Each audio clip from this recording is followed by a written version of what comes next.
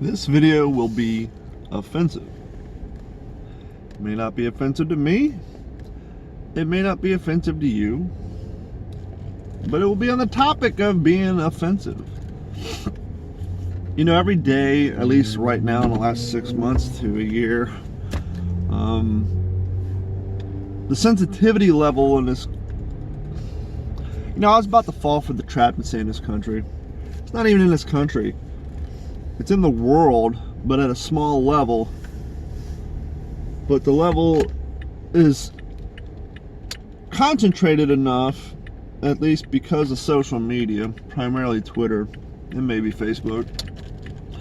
And the fact that there are so many sources of 24-hour news who are all begging to have content that they want you to believe, or they would lead you to believe, because they tend to believe the same way as the people who are screaming they're offensive, that the concentration level of people who are offended by everything is larger than it truly is, because one, the people who run the newsrooms and the TVs, newspapers and all that crap, they tend to lean towards the same thought process of those of the ones crying, and so they cover this stuff a lot more.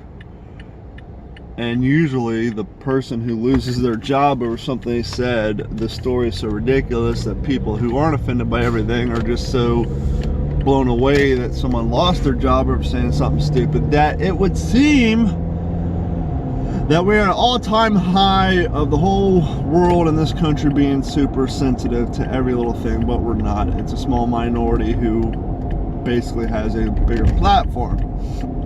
If any of that made sense, I will say this. The purpose of this video is I want to get this documented right now. I think we are about 5 to 6 years out of it going the extreme opposite way. Now hear me out on this. Movements, cultures, especially pop culture, tend to move in 10 to 12 year cycles, because a lot of the counterculture and pop culture things are led by teenagers and young adults. Pop culture wise, because Madison Avenue realizes that is the demographic that has expendable income, and so they tend to lean towards propping that age group up because they want that money. And so your music, your style, your movies, everything's kind of led to pander to the generation of kids, you know, basically your high school to college kids, because that's where your expendable income is. So you have a group of kids right now who are 10, 11 years old, right? And as they continue to grow and mature, they keep hearing about, you know, all these things are going on, how we're all horrible. And, you know, they're hearing everybody's getting offended and they're crying out, that's a personal affront on me, you're attacking my group, you're attacking my sexuality, you're attacking my religion, you're attacking, we can't have this, let's get everybody fired for saying something, yada yada yada. So they're growing up and they're growing around this. Now, right now, they're probably agreeing with it because that's what they're, you know, that's the culture they're immersed in. But what happens when everybody gets to be 16, 17, 18? Teenagers naturally rebel. They need something to push back against. It's just the natural cause. We all did it. I did it when I was 16, 17, 18. I found something to rebel against. To me, I personally didn't listen to mainstream music. I would actually find alternative, even though that's the title they gave everything in the 90s, I find alternative sources of music to listen to that no one else listened to, and all that crap. And so it's not just me, it's everybody. That's the way teenagers instinctively behave. They find something to push back against, to rebel against. Well, if you have the media,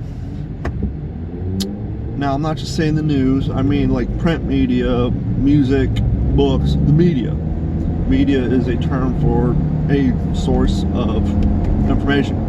the media, music, Twitter, Facebook, the news, everything, is building this perception that everybody is offended by everything all the time. And we know that every 10 years or so things change, because you got a new generation of kids maturing and getting to that age group where they naturally look for something to rebel against.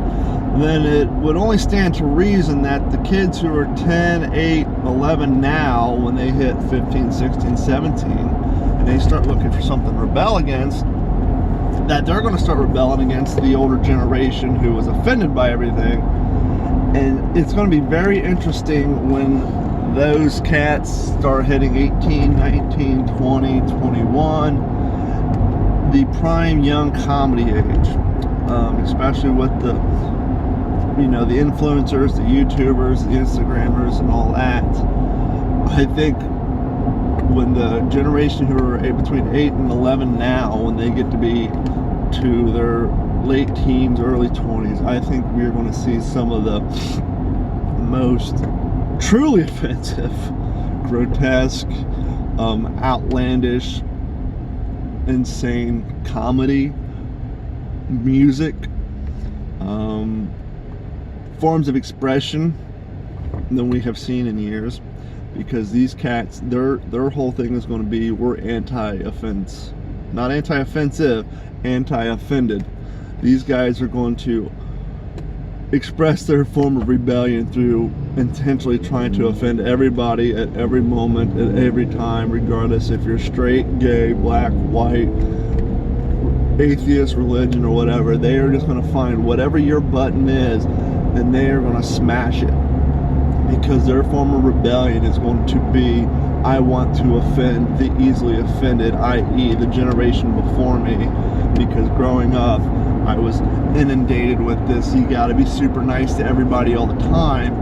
And when you're wanting to rebel against the system, to them that is going to be the system. The man is going to be the one telling them not to offend everybody. The establishment is going to be, well, we can't offend everybody. And so at that point, I'm going to be pushing damn near 50, and the generations older than me is going to be older than that. And we're, those are going to be us now, who are looking at all these people saying, why is everybody so easily offended?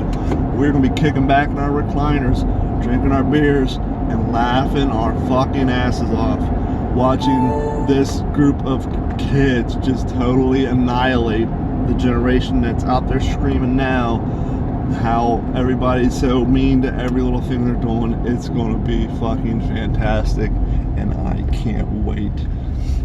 I'm going to be sitting there old and happy, just laughing. I'm going to be like Stephen Wright's grandfather and his old joke, I'm going to cackle wildly.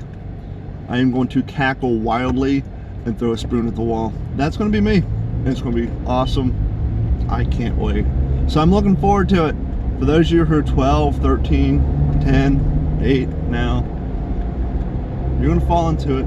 It's going to be fantastic. I cannot wait until your generation gets ripe for the picking, man. When you guys are like, okay, I need that thing to rebel against. I need that thing to rebel against. And you guys are going to explode and just go off on these cats and destroy them. And I can't wait. And while we're on the subject, you know what bothers me is when I'm trying to film one of these videos and I keep inundated with text messages. I'm sorry that you guys have to hear that crap. I'm working all the time. That's what I do. I work, and as I work, I multitask. That's why I film these videos. I'm actually on my way to get a part to do a job. I got my partner blowing me up with text messages about another job while I'm trying to record this video for this job. But anyhow, I can't wait. They're going to destroy all you oversensitive fucks.